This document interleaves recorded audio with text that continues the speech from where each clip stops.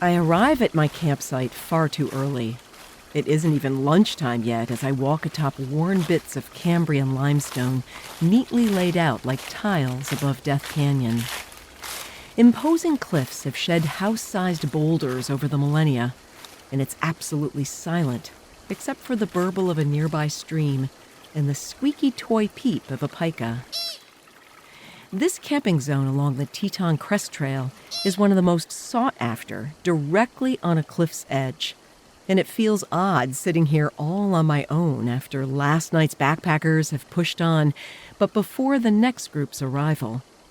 And magical moments like these are exactly why I'm here, and why I intentionally inverted my mileage goals on the Teton Crest and am going for a new kind of record, the SKT, or slowest known time. You're listening to Blissful Hiker Podcast. I'm Allison Young, the solo, female, middle-aged, titanium-reinforced, neurological movement disorder manager, cancer thriver, and long-distance backpacker, blissful hiker. This podcast is a series of personal essays that couple storytelling with found sound and my own flute playing and explore a journey of self-discovery. We're badass people, and we don't need permission to blaze our own trails in this journey we call life. You can spread the word by leaving a 5-star rating and a short review on Apple and share with friends and family. Thanks so much. As I sit here in this beautiful spot, I think about John Muir and how he hated the word hike. He said, "I don't like either the word or the thing. People ought to saunter in the mountains, not hike." Imagine that, going at a very slow pace. Well, saunter is a really beautiful word. It comes from a different time, from the Middle Ages, when people would walk to the Holy Land. À la saunter, they would say in French. They were sautereurs, or saunterers. So the idea is that we as hikers, saunterers, are not just crushing miles, but traveling through somewhere extraordinary that should be approached with reverence.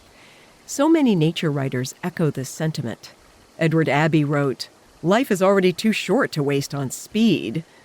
And Henry David Thoreau, who incidentally also loved the word saunter, believed that walking has nothing in it akin to taking exercise. It is itself the enterprise and adventure of the day.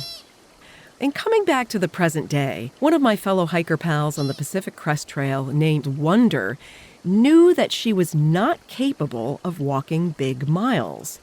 So instead, she hiked for big hours.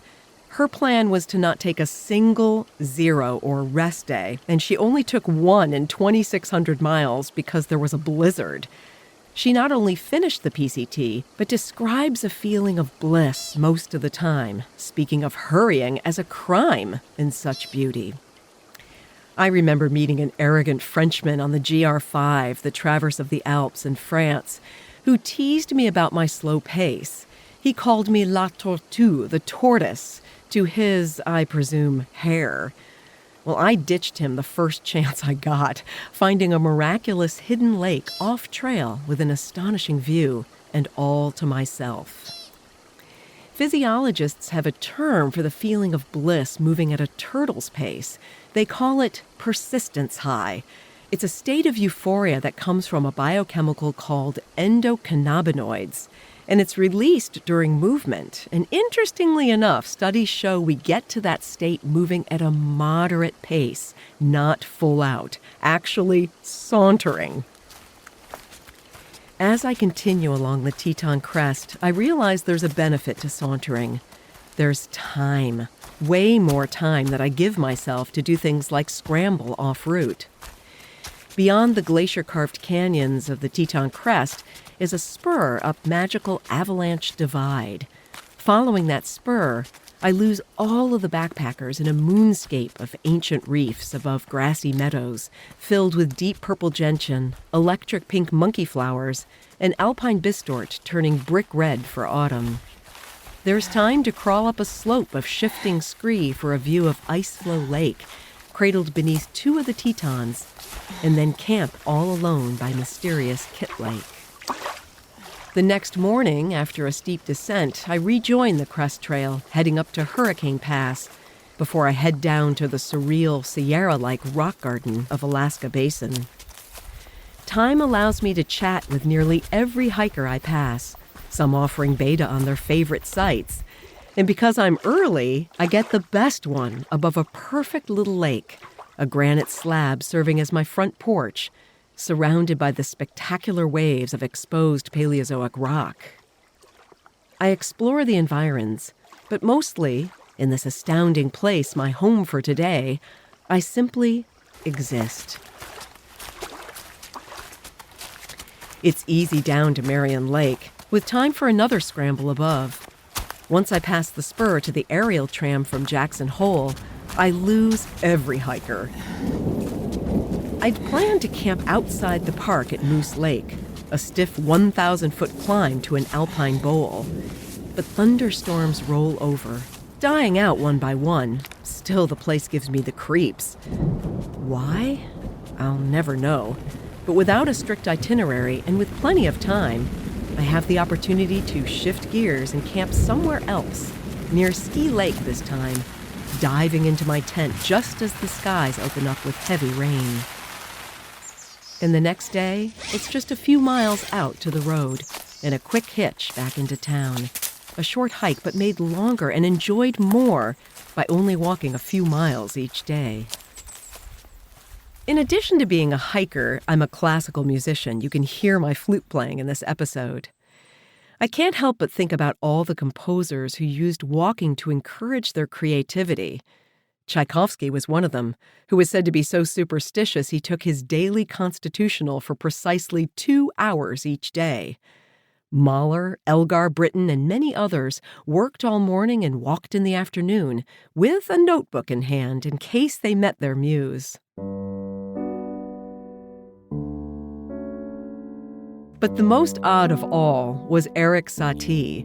He would purposely stay out so late that he'd miss the last train and have to walk 6 miles home. But he never rushed. If you know his most famous solo piano piece, the Gymnopédie No. 1, it's a soundtrack for a saunterer. Slow, peaceful, almost aimless.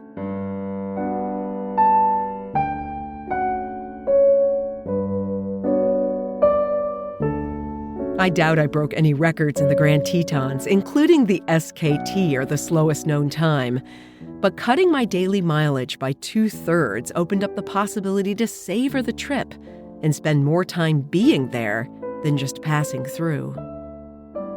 Walking more slowly with intention quite literally grounded me. It reminded me of why I love spending day after day outside, carrying all I need on my back, and becoming, at least for a short time, a resident in the wilderness. Blissful Hiker Podcast is on all podcast platforms. Thanks so much for listening and coming along with me on this journey. I'm so honored to have been selected to give my first TEDx talk. It happens this October in Manchester, New Hampshire, and my talk is on resilience and stepping forward into the unknown. If you live in the Manchester, New Hampshire, or Boston area and want to come, I'd be thrilled to meet you in person. I've put a link to purchase tickets in the show notes. And until we meet again, kia kaha and happy trails.